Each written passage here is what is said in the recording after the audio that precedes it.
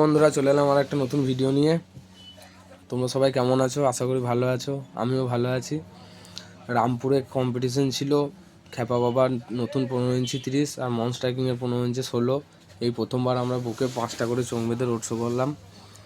চলো ভিডিওটা দেখে নাও, কেমন কি বাজছে না বাজছে সবাই কমেন্টে জানাবে। আর মন স্ট্রাইকিংয়ের মাল খুব শীঘ্রই সেটিং হবে। আপাতত নতুন ডেক নিয়ে একটা ফিল্ড খাটা হলো, মালটা সেটিং হয়নি। আশা করি অনেকগুলো ফিল্ড খেটে ফেললো। চলো দেখো মালটা কেমন বাজছে না বাজছে, কমেন্টে জানাও।